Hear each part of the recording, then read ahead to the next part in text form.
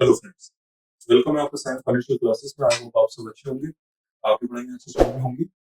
Students, आज हमारा जो लेक्चर 12 है, इसमें मैं आज आपको ये बताने वाला हूँ ऑपरेटिंग लेवरेज के ऊपर। ठीक है। वैसे ये लेक्चर 12 का हमारा दूसरा पार्ट ही है, क्योंकि कंसेप्ट बहुत ज्यादा बड़ा है। ठीक है, तो हम इसको पार्ट्स में कर रहे हैं, क्योंकि अगर एक ही मैंने आपको पूरा बता दिया तो आप बहुत ज्यादा कंफ्यूज हो जाएंगे। ठीक है। तो पिछली क्लास में मैंने आपको फाइनेंशियल लेवरेज समझाया था। फाइनेंशियल लेवरेज क्या होती है, उससे पहले मैंने आपको पहले ये बताया लेवरेज क्या होता है ना। तो लेवरेज की पूरे डिटेल में पढ़ा। फिर उसके बाद मुझे आपको कंट्रीब्यूशन समझाया। कंट्रीब्यूशन हमको फाइनेंशियल लेवरेज में नहीं पढ़ना है। ठीक है, किसमें पढ़ना है? ऑपरेटिंग लेवरेज में पढ़ना है। अब वो क्यों पढ़ना है वो मैं आपको ऑलरेडी बता चुका हूँ। अब हमें जो नेक्स्ट रेशियो पढ़नी है उसका नाम है फाइनेंशियल लेवरेज। ठीक है, तो फाइनेंशियल लेवरेज क्या होता है वो हम डिस्कस करेंगे। फाइनेंशियल लेवरेज पढ़ाने से पहले मैंने आपको बताया एबिट और ऑपरेटिंग इनकम में बेटा क्या होता है। एग्जाम्स में कभी कभी जरूरी नहीं है आपको हमेशा एबिट दिया जाएगा, कभी कभी आप देखेंगे ऑपरेटिंग इनकम भी दिया होता है। क्यों? क्योंकि ऑपरेटिंग इनकम और एबिट वैसे सेम ही होती है, लेकिन ऑपरेटिंग इनकम में आप कुछ फालतू इधर उधर की इनकम ऐड कर दो या लेस कर दो, आपको क्या होगा बेटा, फिर एबिट निकल के आ जाएगा। क्योंकि फिर आप उसको वो नहीं बोलोगे, क्या बोलते हैं, ऑपरेटिंग, वो शुद्ध ऑपरेटिंग इनकम नहीं रही, प्योर ऑपरेटिंग इनकम नहीं रही। उसके अंदर आपने मिक्सिंग कर दी। अब जब वो मिक्सिंग कर दी तो फिर वो ऑपरेटिंग थोड़ी ना रही, फिर वो इधर उधर की होगी। जैसा वो इधर उधर की इनकम कौन सी है, जैसे बेटा नॉन ऑपरेटिंग इनकम गेन्स और लॉसेस। जैसे आपके पास कोई फर्नीचर पड़ा था, कोई एसेट पड़ी थी, आपने बेच दिया, बेच के आपको प्रॉफिट हो गया, इनकम आ गई, तो ऐड करो। लेकिन वो धंधे की इनकम नहीं है। आपका मेन जो धंधा है, मेन जो आपका बिजनेस है, जो मेन ऑपरेशन है, एसेट्स बेचना थोड़ी ना। आपका main business for example tyre बेचने का, तो टायर बेचने से जो भी आपको प्रॉफिट सेल्स लगेंगे वो है। लेकिन आप एसेट बेच रहे हो, इन्वेस्टमेंट कर रहे हो, उसमें से इंटरेस्ट कमा रहे हो, डिविडेंड इनकम कमा रहे हो, वो सब बेटा आपकी साइड इनकम है, पैसिव इनकम है। ठीक है, तो उनको बोला जाता है अदर ऑपरेटिंग इनकम या नॉन ऑपरेटिंग इनकम। अच्छा, लॉस भी तो हो सकता है, कोई एसेट बेच दी उसमें लॉस हो गया, मशीनरी बेच दी उसमें लॉस हो गया, लॉस होगा तो माइनस कर देना। ठीक है, क्योंकि नॉमिनल अकाउंट का PNL account its a nominal account, तो debit all expenses and losses मतलब आपको खर्चे माइनस करना। ठीक है, नॉमिनल रूल में डेबिट का मतलब माइनस होता है और क्रेडिट का मतलब प्लस करना होता है। ठीक है, ये तो खैर हमारे बेसिक रूल्स है। अच्छा, फिर इंटरेस्ट मैंने आपको पहले ही बताया, सेसिव फाइल, ये होते हैं फाइनेंशियल एक्टिविटीज। देखिए, कैश फ्लो स्टेटमेंट हम आगे जाकर डिटेल में पढ़ेंगे पार्ट 1 में, है ना। वहां पे हम पढ़ते हैं तीन टाइप ऑफ एक्टिविटीज होती हैं धंधे में। मतलब एक जो बिजनेस कोई बंदा करता है उसके अंदर वो तीन एक्टिविटीज हमेशा करता है। इसके आसपास मतलब इन तीनों के जो भी एक्टिविटीज वो करता है बेटा, वो इन तीनों एक्टिविटीज के आसपास ही करेगा, इनके अंदर ही करेगा, इसके अलावा और वो कोई एक्टिविटी करेगा ही। आज तक फोर्थ एक्टिविटी आई नहीं, देख लेना बेटा, कोई भी एग्जाम्पल लो वो इन तीनों एक्टिविटीज में फॉल कर होगी। वो तीन एक्टिविटीज है ऑपरेटिंग, इन्वेस्टिंग और फाइनेंसिंग। ऑपरेटिंग मतलब जो आपका मेन बिजनेस है, मेन ऑपरेशन से आप कहाँ कहाँ से अपना इनकम लेके आ रहे हो। ठीक है, जैसे फॉर एग्जांपल आपका बिजनेस है टायर का, टायर्स का। ठीक है, टायर्स बनाते हो, उस बने हुए टायर्स को मार्केट में बेचते हो। तो जो मेन पैसा, जो मेन इनकम, जो मेन रेवेन्यू आपका टायर बेच के आ रहा है उसको ऑपरेशन कहते हैं, ऑपरेटिंग एक्टिविटीज। क्योंकि ये आपका ऑपरेशन है, मेन ऑपरेशन आपका टायर बेच के, तो ये ऑपरेटिंग एक्टिविटी। लेकिन बेटा ऐसा भी तो हो सकता है, बिजनेस में सिर्फ यही थोड़ा ना होता है। बिजनेस में बेटा इनकम और भी बहुत सारी जगह सोर्सेस से आती है, सिर्फ टायर बेच के थोड़ी ना कमाते हो। जैसे आपके पास बहुत लूज कैश पड़ा है, उस लूज कैश को आपने मार्केट में इन्वेस्ट कर दिया, उसमें डिविडेंड आ गया, इंटरेस्ट आ गया, है ना। तो ये फिर आप इन्वेस्टिंग एक्टिविटीज में डालोगे। आपकी कुछ इन्वेस्टिंग एक्टिविटीज भी है, लेकिन वो आपकी मेन एक्टिविटी नहीं है, मेन ऑपरेटिंग एक्टिविटी नहीं है। मेन ऑपरेटिंग को ऑपरेटिंग एक्टिविटीज बोलते हैं। तो जो उससे इनकम आती है उसको ऑपरेटिंग इनकम बोलते हैं। लेकिन इनकम तो धंधे में और भी बहुत जगहों से आती है, लेकिन वो मेन सोर्स नहीं हो सकते, पैसिव सोर्सेज होते हैं। ठीक है, तो पैसिव सोर्सेज होते हैं इन्वेस्टिंग एक्टिविटीज और फाइनेंसिंग एक्टिविटीज। अच्छा, फाइनेंसिंग एक्टिविटीज मतलब अब आपको कैपिटल की जरूरत है, आपको एक प्लांट खरीदना है, आपको एक लैंड खरीदना है, वहां पे एक नई फैक्ट्री डालनी है, अब पैसे की जरूरत है, घर में पैसा पड़ा नहीं। तो आपने क्या करा, बाहर वालों से मांग लिया। बाहर वाले मतलब बैंक के पास चले गए, बैंक को बोला हमको पैसों की जरूरत है, आप हमको लोन दे दो। अब बैंक तो सगा नहीं है, फोकट में लोन देगा नहीं, तो वो ब्याज चार्ज करेगा। अब ये जो ब्याज दे रहे हो ये आपका खर्चा है, लेकिन ये आपका खर्चा मेन धंधे का खर्चा नहीं है। क्यों? क्योंकि आपका मेन काम बाहर से ब्याज पे पैसा उठाना थोड़ी ना है। आप कोई फाइनेंसर हो क्या? अगर आपका बिजनेस बेटा फाइनेंस का होता तो ये खर्चा आपका ऑपरेटिंग खर्चा होता, फिर ठीक है, क्योंकि आपका काम है ये ब्याज देना, ब्याज लेना, ये सब। लेकिन आपका मेन काम जो है बेटा टायर बेच के कमाना, उसमें अगर आप एक साइड में लोन ले रहे हो और उस पर ब्याज आप ब्याज आप उस पर दे रहे हो उस लोन पे, तो वो खर्चा नो डाउट है, आप पीएनएल पे डेबिट करोगे। लेकिन वो आपका ऑपरेटिंग एक्सपेंस नहीं है, मतलब मेन बिजनेस का खर्चा नहीं है, क्योंकि ये खर्चा टायर बनाने से कोई रिलेशन नहीं है इसका। आप एक लोन पे ब्याज दे रहे हो, उससे टायर बनाने का क्या खर्चा रिलेशन है? टायर से रिलेटेड जो खर्चा है, जैसे टायर बनाने पे आप रॉ मटेरियल्स लेके आए, वो आप ऑपरेटिंग खर्चा है आपका, क्योंकि वो आपका बिजनेस का खर्चा है। आपने सेलिंग एंड डिस्ट्रीब्यूशन एक्सपेंसेस करे टायर बेचने के लिए, वो आपका खर्चा है, वो आप डेबिट करोगे। अरे आपने टायर के लिए लेबर रखी होगी, लेबर को आप हायर करोगे, तो लेबर को जो वेजेस दिए जा रहे हैं वो आपका खर्चा है। सुपरवाइजर्स की आप सैलरी दे रहे हो, उसको आप कैसे डिस्ट्रीब्यूट करोगे, वो हम आप सेक्शन डी में पढ़ेंगे, पार्ट 1 की। तो वो आपकी डेबिट होगी। मतलब टायर बनाने के लिए जो खर्चे आपके लगते हैं वो आप डेबिट करोगे ना बेटा, वो होते हैं ऑपरेटिंग एक्सपेंसेस। लेकिन आपने एक लोन उठा लिया, उसमें ब्याज दे रहे हो, खर्चा ये भी है, खर्चा वो भी है, लेकिन दोनों में फर्क है कि मेन बिजनेस का कौन सा खर्चा है। जो टायर बनाने के लिए आपके खर्चे लगे हैं, जैसे रॉ मटेरियल का खर्चा, लेबर का खर्चा, ये सब आपके ऑपरेटिंग एक्सपेंसेस है, क्योंकि बिजनेस से रिलेटेड है। लेकिन वो जो है वो भी खर्चा, लेकिन वो बिजनेस का खर्चा नहीं है। क्योंकि बाय चांस बेटा आपने बिजनेस बंद कर दिया, आपने सोचा अब ये टायर का बिजनेस बंद कर दो, वो फाइनेंस जो आप ब्याज दे रहे हो ना, आपको वो तब भी देना पड़ेगा, वो ये खर्चा होता है। इन दोनों में एक डिफरेंस अगर आपको पहचानना है, ये मैं आपको हैक बता दूं। अगर आपको बिजनेस बंद करना पड़ा, तो ये जो ऑपरेटिंग एक्सपेंसेस होते हैं ना बेटा, ये भी ऑटोमेटिकली बंद हो जाएंगे, क्योंकि ये है ही प्रोडक्ट से रिलेटेड। अब जब आपने प्रोडक्ट बनाना ही बंद कर दिया, तो फिर इसके एक्सपेंसेस भी बंद हो जाएंगे। लेकिन ये जो दूसरे खर्चे होते हैं, जो इसके अलावा होते हैं, ये बंद नहीं होंगे। जैसे आपने लोन ले लिया, ब्याज तो बैंक लेके ही रहेगा। आप बिजनेस बंद करो करो, लॉस में जाओ मत जाओ, प्रॉफिट करो कुछ भी करो, बैंक तो अपने ब्याज आपसे लेके ही रहेगा बेटा, ठीक है। अब उसके लिए चाहे आप अपनी घर की एसेट क्यों ना बेच दो, घर की एसेट मतलब अगर आप सोल प्रोप्राइटर या पार्टनर्स में हो, ठीक है। कंपनी के केस में अलग होता है, कंपनी में लिमिटेड लायबिलिटी होती है, आपको अपनी कंपनी के एसेट्स बेचनी पड़ेगी, कंपनी की एसेट्स बेचनी पड़ेगी, चाहे वो एसेट शेयर होल्डर्स की क्यों ना हो, आपको बेचनी पड़ेगी, ठीक है। चलिए, तो ये एक फर्क होता है। तो मैंने आपको बताया ऑपरेटिंग इनकम और एबिट इनकम वैसे सेम होता है, लेकिन इसमें कभी कभी कुछ यहाँ देख पा रहे हो बेटा, यहाँ पे 2-3 इनकम या लॉसेस यहाँ उन्होंने डाल रखे हैं। नॉन ऑपरेटिंग गेन्स प्लस कर दी, इंटरेस्ट इनकम कुछ आ गई है ना, तो ये दो प्लस कर दोगे, फिर हम उसको ऑपरेटिंग इनकम नहीं बोलेंगे, एबिट बोलेंगे। चलो ठीक है। अच्छा, ऑपरेटिंग इनकम रखो, ये एबिट रखो, ये दोनों इनका जो परसेंटेज चेंज आएगा वो दोनों का सेम आएगा, दोनों का बेटा परसेंटेज चेंज बिल्कुल सेम आएगा। जैसे दिखा देता हूं मैं आपको, यहाँ पे आप 2024 में देखिए आपकी ऑपरेटिंग इनकम कितनी है, $1400। 2025 में आपकी वही ऑपरेटिंग इनकम कितनी हो गई, 1650, $250 से बढ़ गई। $250 से आपकी यहाँ पे ऑपरेटिंग इनकम बढ़ चुकी है, आपकी $250 से यहाँ पे ऑपरेटिंग इनकम बढ़ गई है। परसेंटेज चेंज निकालना है, परसेंटेज चेंज कैसे निकालेंगे, 250 अपॉन 1400 इंटू 100, 250 अपॉन 1400 इंटू 100, चलो ये आ गया 17.857, ठीक है। इतने परसेंट से बेटा ये चेंज हो गया, ठीक है। 250 फिर भी कंफर्म कर लो, क्योंकि क्या होता है ना, कभी कभी उल्टा हो जाता है, ठीक है भाई, हो गया। तो हमारा इतने परसेंट से चेंज हुआ बेटा, ठीक है।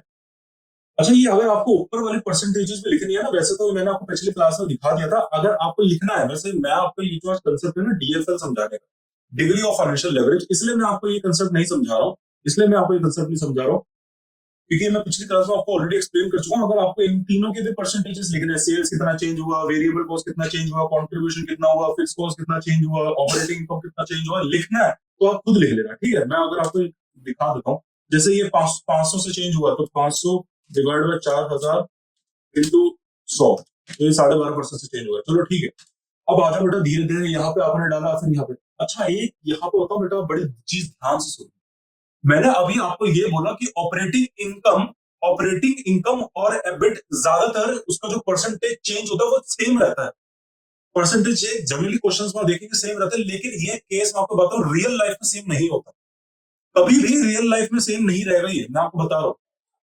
क्वेश्चंस में दिख जाएगा, किताबों में दिख जाएगा, ठीक है, लेकिन किताबों में भी आजकल आप देखेंगे उन्होंने ठीक करना स्टार्ट कर दिया है। रियल लाइफ में कभी भी ऑपरेटिंग इनकम और एबिट उसका परसेंटेज कभी भी सेम नहीं रहेगा। मैं बता देता हूँ, इस एग्जांपल से देखिए, आप यहाँ पे नॉन ऑपरेटिंग गेन देखिए बेटा, ये पिछले साल कितना था, 300, इस साल भी कितना है, 300। पिछले साल इंटरेस्ट इनकम कितनी थी, 20, इस साल भी कितनी है, 20। अब बेटा यहाँ पे तो चेंज हो रहा है, लेकिन यहाँ पे फिक्स्ड है, तो बेटा अगली जो रेशियो होगी वो बदल जाएगी।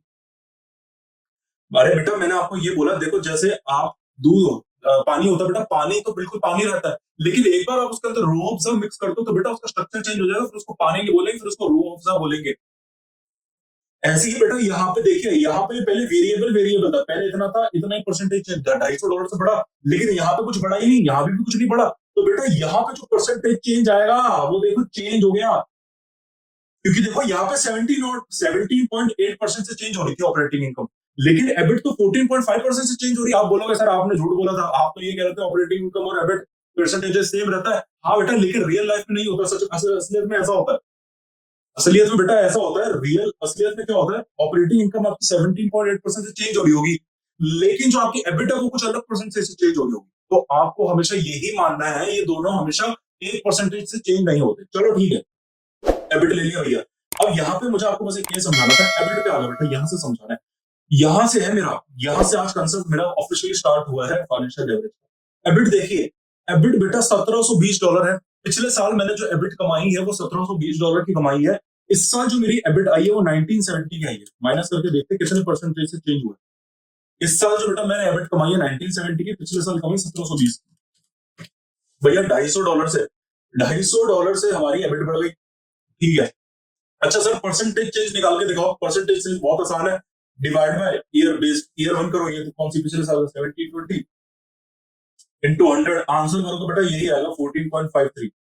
लिख के देख लो अगर आपको कंफर्म नहीं हो रहा। 250 250 डिवाइड बाय 1720 इनटू 100 करोगे तो बेटा आप देख सकते हैं 14.534% आ रहा है। ठीक है, तो ये मेरा मकसद क्या है, मुझे आपको ये बताना है, पिछले इस साल जो मैंने अपनी एबिट कमाई है वो पिछले साल से 14.5% ज्यादा कमाई है। अच्छा, मैंने आपको पिछली क्लास में ये समझाया था ऑपरेटिंग लेवरेज की एबिट किसी चीज पे डिपेंड करती है। किस पे डिपेंड करती है? सेल्स पे। ठीक है, लेकिन अब थोड़ी सी हम अपनी इस चर्चा को बताओ, थोड़ी सी और आगे बढ़ाते हैं। ठीक है, अपने इस डिस्कशन को थोड़ा सा एक स्टेप फर्दर लेके जाते हैं। अब यहाँ पे देखो बेटा, इंटरेस्ट आपने एबिट कर दिया, घर जा रहे थे आराम से पैसा लेके कि घर जाके एबिट खाएंगे, मस्त प्रॉफिट कमा लिया, लेकिन बीच में कौन आ गए? आराम से घर में एबिट लेके जा रहे थे बेटा कि भैया ये फाइनल, आपको मैंने बोला एबिट हमारा फाइनल प्रॉफिट होता है। कमा लिया, प्रॉफिट आ गया, बस अब खाएंगे घर जाके, क्योंकि सारे खर्चे माइनस कर दिया, जो बचा ये मेरी कमाई है, चलो।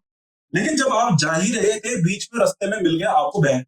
अब बैंक कह रहा है भैया अब ये जो हमारा तुमने पैसा लिया था, हमको हमारा पैसे का ब्याज दे तो दो, हमारे पैसे में ब्याज दो। तो आपने कहा आपको क्यों ब्याज देंगे भाई? उसने कहा क्योंकि तुमने हमारा ये पैसा अपने धंधे में लगाया, उससे कुछ ना कुछ खरीदा होगा, जैसे एसेट्स खरीदी होंगी, प्लांट खरीदा होगा, धंधे में तो लगाया ना, तो उसकी वजह से ऑब्वियसली तुम्हारी प्रोडक्शन एफिशिएंसी बढ़ गई होगी। फॉर एग्जाम्पल आपके पास एक मशीनरी की कमी थी, उसके लिए फिर आपने लोन लिया, अब पैसा आ गया तो आपने वो मशीनरी ले ली। अब वो हो सकता है मशीनरी बड़ी हाईटेक हो, हाई एफिशिएंट मशीन हो, लेबर आपको कम रखनी पड़े, तो उससे क्या होगा, आपकी टैक्स, आपकी टाइम सेविंग हो गई, प्रोडक्ट एफिशिएंसी बहुत बढ़ गई, तो प्रोडक्ट बढ़ जाएंगे तो बेटा व्हाट ऑफ सेल्स बढ़ जाएंगी, सेल्स बढ़ जाएंगी, इसका मतलब प्रॉफिट ज्यादा बढ़ जाएगा। तो बैंक ये कह रहा है हमारी वजह से तुम्हें बेनिफिट हो रहा है, तो हमें कुछ हिस्सा दो, उस हिस्से को ब्याज बोलते हैं। अब समझे, इसलिए ब्याज देना पड़ता है बैंक को। ठीक है,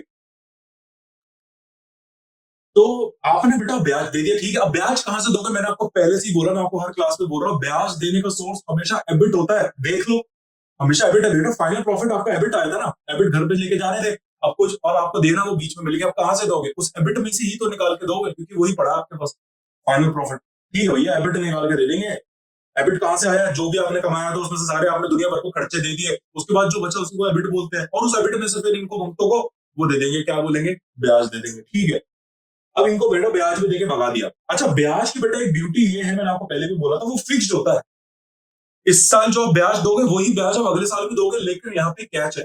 कैच ये है कि ब्याज वैसे जनरली आपके सीएमए यूएसए के लिए कह रहा हूँ, सीएमए यूएसए में हमारा जो ब्याज का कंसेप्ट है, इंटरेस्ट, वो दो टाइप के होते हैं वैसे तो, लेकिन सीएमए यूएसए में जो हमारा फिक्स जो आपको पढ़ना है इंटरेस्ट, वो सिर्फ फिक्स इंटरेस्ट पढ़ना है। मतलब आपको हमेशा यही मानना है, जो आप इस साल ब्याज दे रहे हो, इस साल जो आप इंटरेस्ट दे रहे हो, वही आपको आने वाले सालों में देना, जब तक आपका एक लोन है। तो जो 5 साल का लोन है, तो 5 साल तक जो उसमें ब्याज है वो सेम रहेगा। ये आपको ज्यूम करके चलना, यही हमारे सिलेबस में है। लेकिन एक्चुअली रियल लाइफ में इंटरेस्ट दो टाइप के होते हैं, फिक्स्ड और फ्लोटिंग। जनरली मैं आपको बात बता रहा हूँ, जो आप पर्सनल लोन ले रहे हो, स्मॉल इंडस्ट्रीज के लिए लोन ले रहे हो, इसमें जो इंटरेस्ट दिया जाता है वो फिक्स्ड ही होता है। फॉर एग्जाम्पल, आप एक गए मोटर व्हीकल का लोन लेके आए, आपको स्कूटर लेना था, पैसा नहीं है, बैंक से फाइनेंस करा लिया, तो उसमें जो आप ब्याज दोगे वो जनरली फिक्स्ड होगा। आप एक पर्सनल लोन लेके आ रहे हो, उस पर आपने पैसा लिया, उस पर जो ब्याज दे रहे हो वो जनरली फिक्स्ड होगा। फिक्स इंटरेस्ट चलता है हर जगह।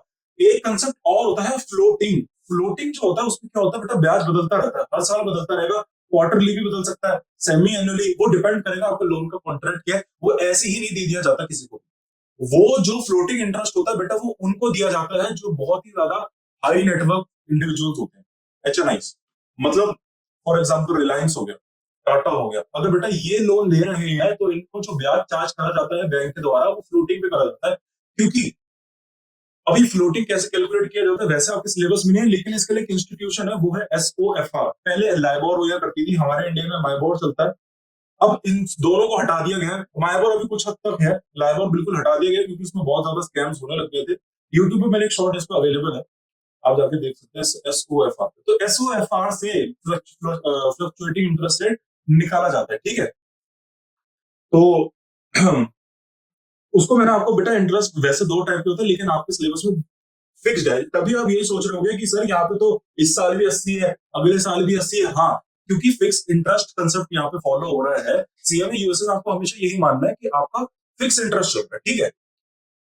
लेकिन ऐसा भी हो सकता है यहाँ पे इस साल 80, अगले साल 100 है। ऐसा हो सकता है, रियल लाइफ में ऐसा होता है, क्योंकि वो हो सकता है इंडस्ट्री पे डिपेंड करता है। वो अगर इंडस्ट्री के पास फ्लोटिंग इंटरेस्ट है तो बेटा वो तो फिर फ्लोटिंग इंटरेस्ट रेट से डेबिट करेगी ना, फिर यहाँ पे लेवरेज बदल जाएगा आपका, फिर लेवरेज का कंसेप्ट बदल जाएगा। मैं आपको ये कहना चाहता हूँ, लेवरेज का कंसेप्ट बेटा जनरली फिक्स्ड पे काम करता है, ठीक है। चलिए, वहां पे कुछ अलग सीन है वहां तो, लेकिन आपके CPL लेवल और ACCA लेवल तो है नहीं बेटा, तो आप यहीं पे सीमित रहो। चलो,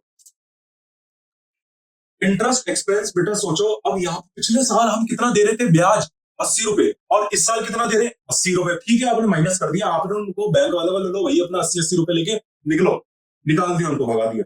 अब बेटा जो प्रॉफिट बच जाएगा उसको क्या बोलेंगे, अब एबिट तो रहा नहीं वो। बेटा एबिट की फुल फॉर्म क्या है, earning before interest and tax. अच्छा, मतलब ये एक ऐसा प्रॉफिट है जिसमें से अभी ना आपने ब्याज माइनस करा ना टैक्स, लेकिन अब आपने ब्याज तो दे दिया, इसका मतलब ब्याज तो माइनस हो गया। तो इसको अब आप एबिट नहीं बोलोगे, क्या बोलोगे, अर्निंग आफ्टर इंटरेस्ट बोल सकते हो, अर्निंग आफ्टर इंटरेस्ट बोल सकते हैं, लेकिन फिर बिफोर टैक्स बोलना पड़ेगा, तो एक अच्छा नाम बोलता, सीधा क्या बोलो, अर्निंग बिफोर टैक्स बोल दो। सीधा यही बोल दो ना, अर्निंग बिफोर टैक्स। इसका मतलब ब्याज माइनस हो चुका है, लेकिन अभी टैक्स माइनस नहीं हुआ, इसलिए अर्निंग बिफोर टैक्स है। तो बेटा अब आपको एक, अब आप जा रहे थे फिर से आगे बढ़े, फिर आपको यहाँ सरकार भी मिल गई। सरकार ने कहा, कहा जा रहे हो, हमको पैसा दे दो हमारा हिस्से का। आपने कहा आप क्यों मांग रहे हो, आपको मैं इसका लॉजिक बता चुका हूँ, क्योंकि आप जो कंपनी रजिस्टर्ड आपने करवा रखी है वो सरकार की परमिशन की वजह से करा रखा है। आपको ये जो लैंड मिला है ये है सरकार का सारा। बेटा ये जनरली लैंड वगैरह सब सरकार के होते हैं, तभी ही तो वो फ्री होल्ड होते हैं, फ्री फ्रॉम एनी होल्ड, ठीक है। तो सरकार ही बताती है आपको, आप जब भी आपने लैंड खरीदा होगा, सेल्स डीड बनाई होगी, तो वो रजिस्ट्रेशन करवाने, स्टैंप ड्यूटी वगैरह सब सरकार के पास ही तो जाते हो, सरकार ही क्लियरेंस देती है आपको, ठीक है।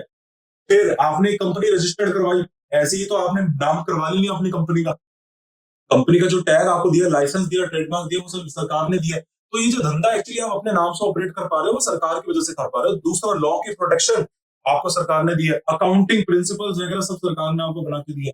तो ये सब जो भी आप बिजनेस कर पा रहे हो, वो सब सरकार की वजह से कर पा रहे हो। तो इस धंधे में जो आप प्रॉफिट कमा रहे हो, एक्चुअली वो सरकार की वजह से, सरकार का भी हिस्सा है इनडायरेक्टली।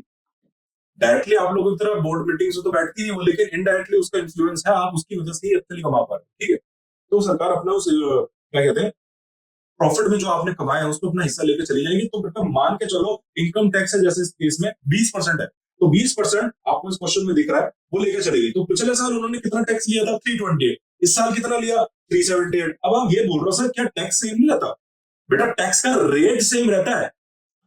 मैं आपको एक बात बता दूं, टैक्स का रेट सेम हो सकता है, लेकिन इसमें भी चांसेस है बदल जाए। बेटा आपको पता है यूएस टैक्स लॉस अगर आप ध्यान से देखेंगे, वहां पे अमेंडमेंट्स आती रहती है, चाहे किसी को भी देश को उठाओ, टैक्स रेट में अमेंडमेंट्स आती है, लेकिन जनरली कंपनी का जो टैक्स रेट होता है ना, वो फिक्स रहता है, ऐसे बदलता नहीं है बार बार, बदलता नहीं।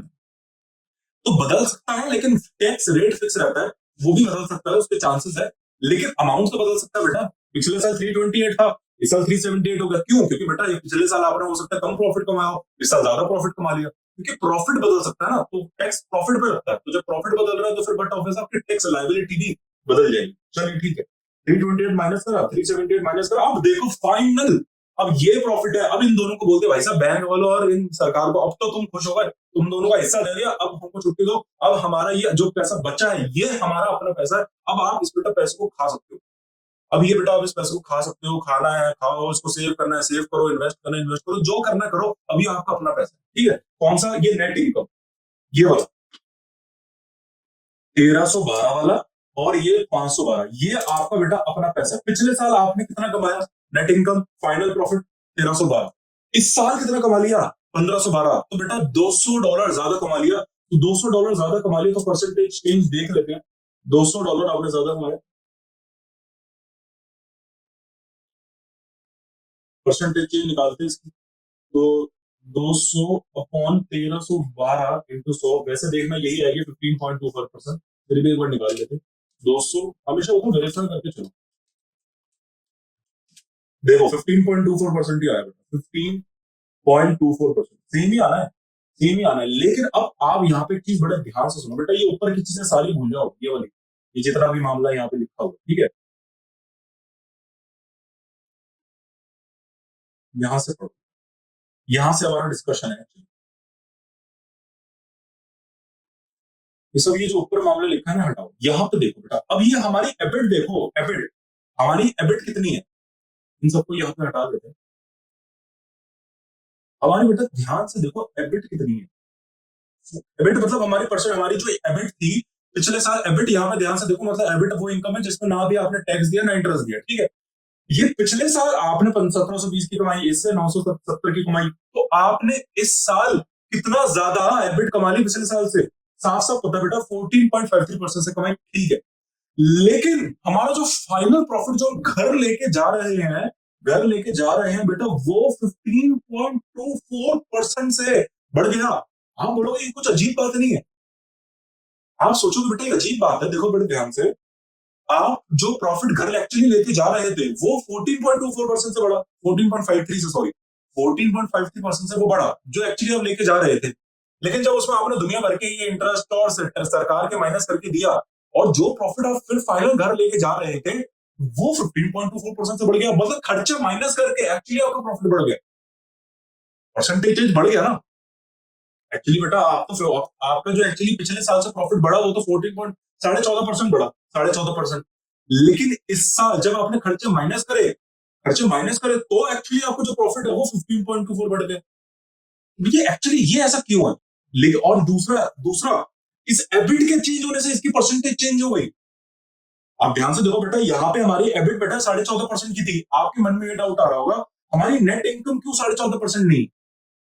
जब हमारी एबिट 14.5% से चेंज हुई है तो ये नेट इनकम भी तो 14.5% से चेंज हो, बिल्कुल सही बात है, होना चाहिए। लेकिन आप यहाँ पे एक चीज ध्यान से देखो बेटा, इसकी वजह से नहीं हो रही, इंटरेस्ट एक्सपेंस की वजह से। यहाँ पे एक ऐसा खर्चा है बेटा, एक ऐसा खर्चा है जो फिक्स्ड है, ये सारे के सारे वेरिएबल है बेटा। ये देखो, ये सारे के सारे बेटा वेरिएबल है, ये वेरिएबल है,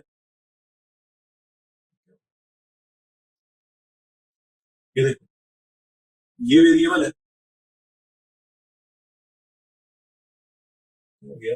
ये वेरिएबल है बेटा, ये वेरिएबल है, ये वेरिएबल है, ये वेरिएबल है, टैक्स परसेंटेज वेरिएबल है बेटा, ये भी वेरिएबल है, ये वेरिएबल, ये वेरिएबल। लेकिन बेटा ये जो है ना, ये वेरिएबल नहीं है। जब वो हर साल बेटा खर्चा बताओ लीनियर रिलेशनशिप के हिसाब से बढ़ रहा है, हर साल खर्चा लीनियर रिलेशनशिप के हिसाब से बढ़ रहा है। लेकिन ये जो है ना 80-80 रहा है, मतलब पिछले साल भी आपने ब्याज का खर्चा 80 दिया और यहाँ भी 80 दिया। बेटा आप वेरिएबल में वेरिएबल माइनस करोगे ना, मेरी बात सुनो, आप एक वेरिएबल में से वेरिएबल माइनस करोगे तो हमेशा वेरिएबल ही आएगा।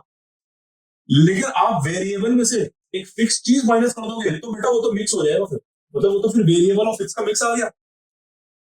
बेटा वेरिएबल में वेरिएबल माइनस करोगे, पानी में पानी डालोगे तो उसका स्ट्रक्चर पानी ही रहेगा, पानी में रूह अफ़ज़ा डाल दोगे फिर उसका स्ट्रक्चर चेंज हो जाएगा, फिर उसको पानी नहीं बोल सकते, ठीक है।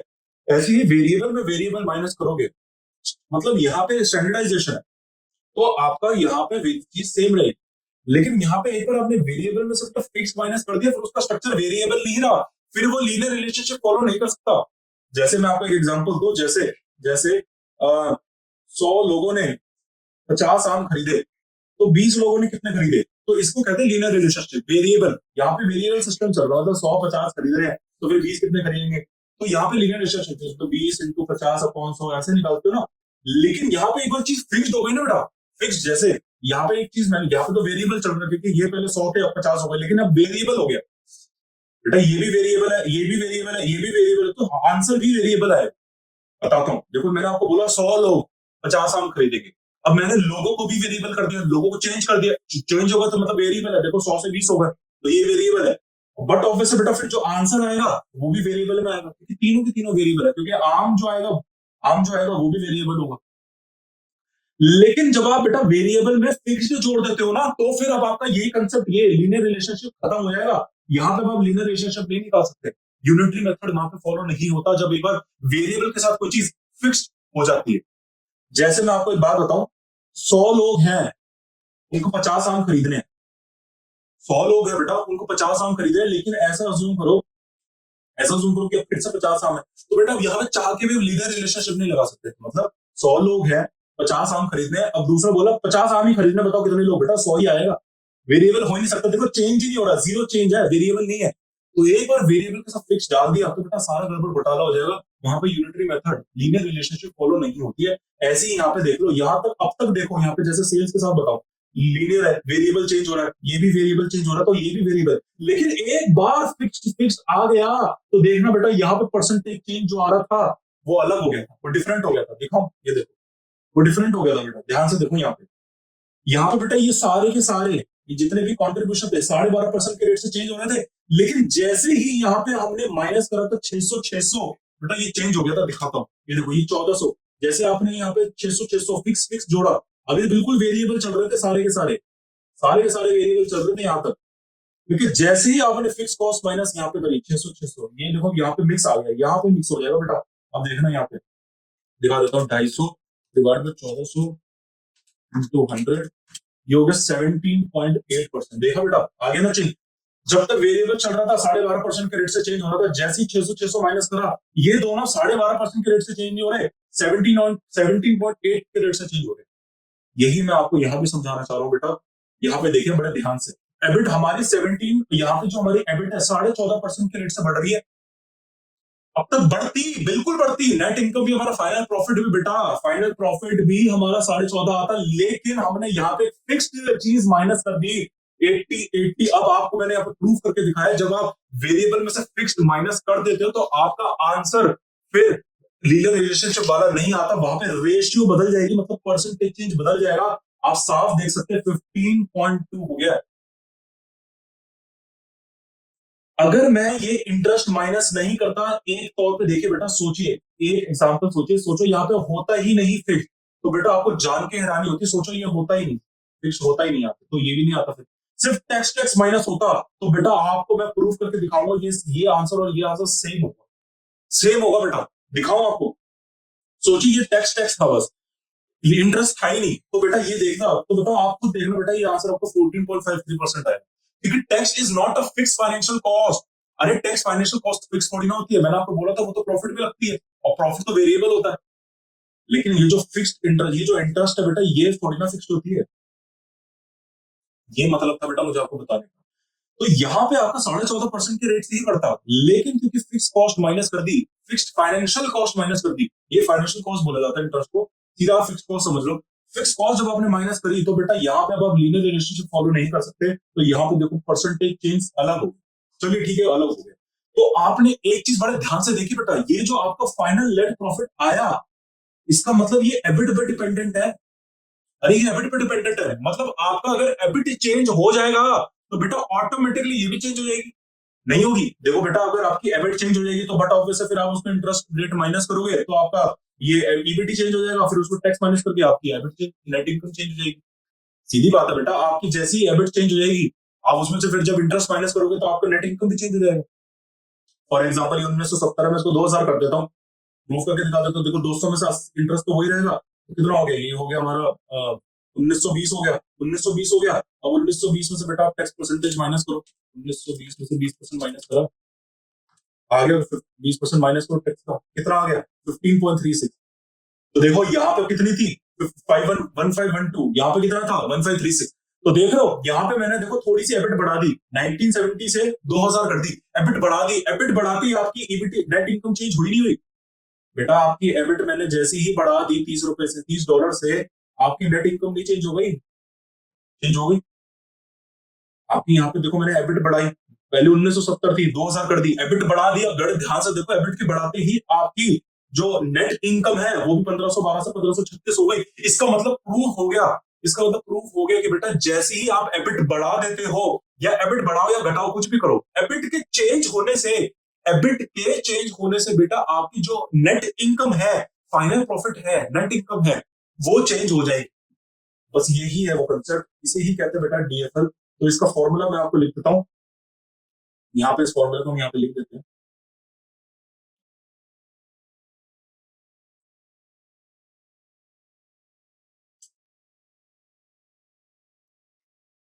आपने एक चीज देखी कि भाई साहब परसेंटेज चेंज इन एबिट,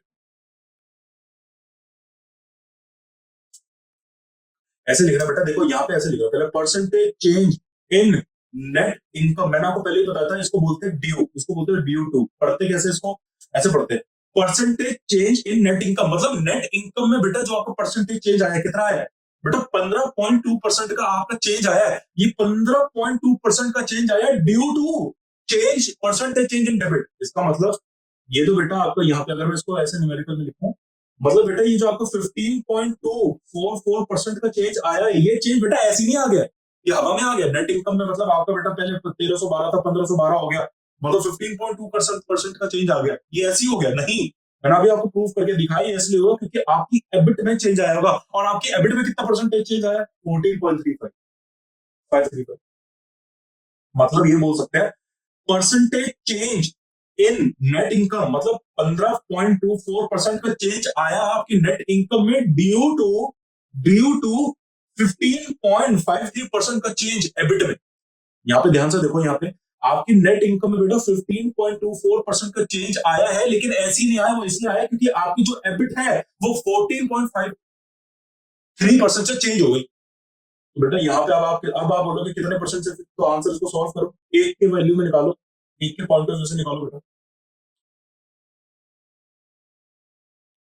चलिए इसको सॉल्व करते हैं, ये आया 15.24 डिवाइड बाय 14.55, तो इसको आप सॉल्व करेंगे तो बेटा 1.04 आएगा। ठीक है, 1.04 आएगा, पूरा लिखूंगा तो 877 आएगा। आप देखिए बेटा यहाँ पे बिल्कुल मैच हो रहा है, यहाँ पे हमारा भी आंसर मैच हो रहा है, बिल्कुल मैच होना ही है। ठीक है, तो लॉजिक लेकिन आप समझते हो, क्योंकि लॉजिक किताबों में नहीं दे रखा, जब तक आप लॉजिक नहीं समझोगे आपको ये फॉर्मूला बनाना नहीं आएगा। ठीक है, आप अगर लॉजिक से समझ कर देखो, इन्होंने जो फॉर्मूला दुनिया भर का बस लिख दिया, लॉजिक एक्सप्लेन नहीं करा। मैंने आपको लॉजिक एक्सप्लेन करके आंसर भी डेसिमल तक सेम आया, देखो डेसिमल तक सेम आया। तो बात क्या है, बात ये है कि बेटा परसेंट हमने प्रूविंग करी है, फॉर्मूले को प्रूव करा है, मतलब साफ साफ लिखा है कि बेटा हमारी नेट इनकम, एक एनालिसिस ने ध्यान से देखा, एनालिसिस ने देखा यार हमारी नेट इनकम चेंज हो रही है, 15.24% से चेंज हो रही है, लेकिन ये ऐसी हवा में चेंज नहीं हो रही है, ये इसलिए चेंज हो रही है क्योंकि एबिट हमारी 14.53% से चेंज हो गई। हमारी एबिट में क्योंकि 14.5% का चेंज आया, 14.5% का चेंज आया, उससे हमारी नेट इनकम में 15.2 का चेंज आ गया। अब आप एक चीज बड़े ध्यान से अगर आप देखोगे तो बेटा थोड़ा सा वॉलेटाइल नेचर नजर आ रहा है, थोड़ा सा वॉलेटाइल नेचर आ रहा है, मतलब बेटा आपकी एबिट तो सिर्फ 14.5% से चेंज हो रही है, तो हमारी जो जर्नली जो हमारी नेट इनकम भी है वो भी 14.5 के आसपास चेंज होनी चाहिए, क्योंकि बेटा वो तो कुछ ज्यादा ही चेंज हो रही है, ये तो फिर भी 14.5 हो रही है, वो तो भाई साहब 15.2% के रेट से चेंज हो रही है। इसको अगर मैं 1 के पॉइंट से लिखूं, 1 के, इसका मतलब इसको बोलेंगे बेटा 1.4%। जैसे एग्जांपल के तौर में आपको बताऊं, अगर आपको परसेंटेज में लिखना है वैसे ही डेसिमल में लिखा जाता है, रेशियो टाइप, मतलब रेशियो पॉइंट ऑफ व्यू से लिखा जाता है। इसको मैं कैसे इंटरप्ट करूं, ऐसे, मतलब अगर आपकी बेटा एबिट में, अगर आपकी एबिट में बेटा 1% का चेंज आता है, मतलब आपकी एबिट अगर 1% से बढ़ जाती है, चेंज बेटा मैंने आपको बोला चेंज जो है उसमें दो चीजें होती है, इंक्रीज और डिक्रीज।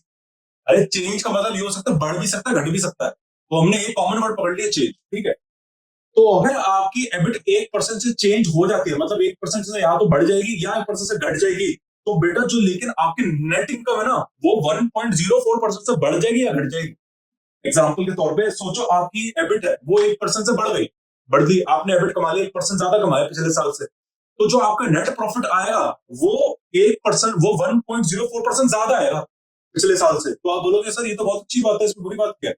बुरी बात ये है कि बेटा बाई चांस अगर एबिट आपकी 1% से नीचे गिर गई, तो आपका जो फिर नेट इनकम है बेटा वो 1% से नीचे नहीं गिरेगा, फिर वो 1.04% से नीचे गिरेगा, तो ये तो ज्यादा गिर गया नीचे। तो बेटा नो डाउट कमाई आप ज्यादा कर रहे हो, लेकिन बेटा जब ऊपर जितना ज्यादा उड़ोगे फिर उतना ही ज्यादा नीचे बेटा गिरोगे, है ना, फिर चोट भी ज्यादा लगेगी। तो यही है तो बैंक्स भी यही कह रहा है, बैंक कह रहा है इतना वोलेटाइल नेचर ठीक नहीं है। नो डाउट प्रॉफिट हो सकता है ज्यादा हो, अरे प्रॉफिट ज्यादा हो सकता है क्योंकि आपके एबिट 1% से बढ़ रही है, तो आप नेट प्रॉफिट उससे ज्यादा परसेंट से कमाओ, ठीक है।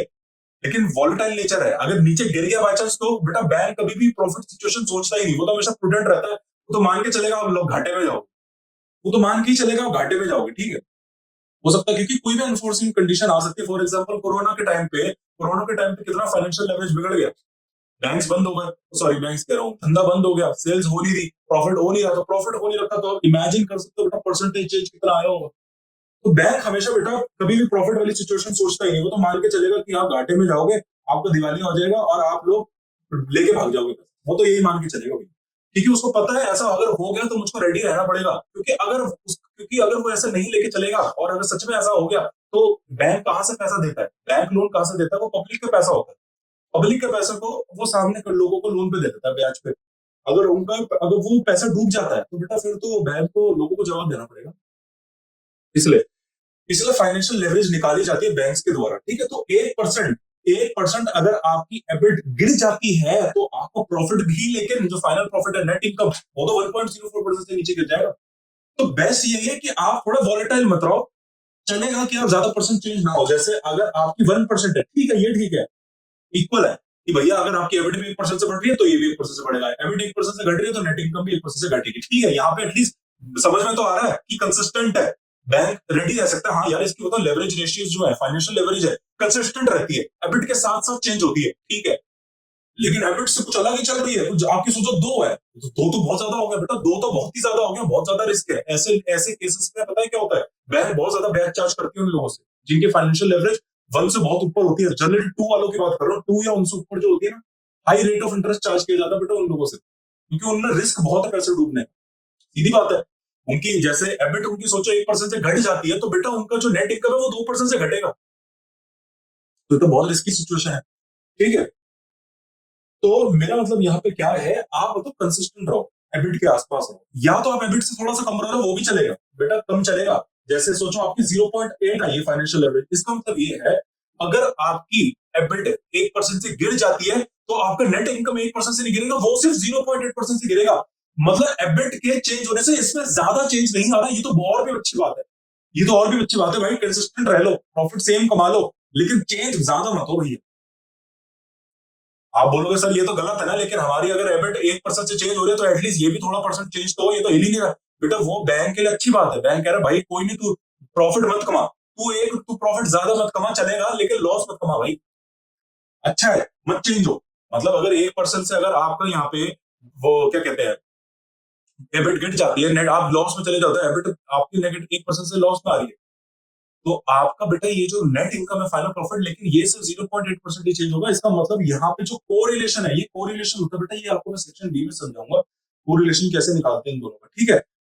तो यहाँ पे इतना चेंज नहीं आ रहा है इसमें, इसकी तो बस एबिट 0.8% है, तो नेट इनकम, तो ये होता है बेटा, ठीक है। तो ये जितनी ज्यादा लो रखोगे तो इसका कोई प्योर रेशियो नहीं होता, जैसे मैंने आपको पिछले रेशियोज में निकालना सिखाया था कि प्योर रेशियो क्या होती है, इनमें कोई प्योर रेशियो नहीं चलती, इनमें बस एडवाइस करा ये जाता है, क्योंकि ये फाइनेंशियल ये एनालिसिस रेशियोज होती हैं, इनमें एडवाइस ये करा जाता है कि भैया जितनी ज्यादा आसपास रखोगे एबिट के या उससे कम, मतलब 1 या उससे नीचे, बेटा मेन है 1, बिल्कुल बेटा, अगर गिरते गिरते करना ही है तो बेटा ज्यादा ज्यादा 1 रखोगे, लेकिन एडवाइस यही करी जाती है उससे थोड़ी सी नीचे रखो बेटा, 1 से ऊपर रखो फिर तो बहुत ही ज्यादा रिस्क है और आप पे high rate of interest charge किया जाएगा, ठीक है। तो इसका एनालिसिस भी मैंने आपको सिखाया, ठीक है, क्योंकि एनालिसिस बहुत जरूरी था, किताबों में इतना एक्सप्लेन करके नहीं लिखा हुआ। तो हमारी आज जाके बेटा लेवरेज रेशियोज भी खत्म होती है, एक है कंबाइंड रेशियो, ठीक है। इन दोनों की कंबाइंड रेशियो करके होती है, वो मैं आपको अगली क्लास में समझाऊंगा, पेपर पॉइंट ऑफ व्यू के लिए वो इतनी इंपॉर्टेंट नहीं है, ठीक है, यही दो वो पूछी जाती है। तो मिलते हैं आपसे बेटा नेक्स्ट।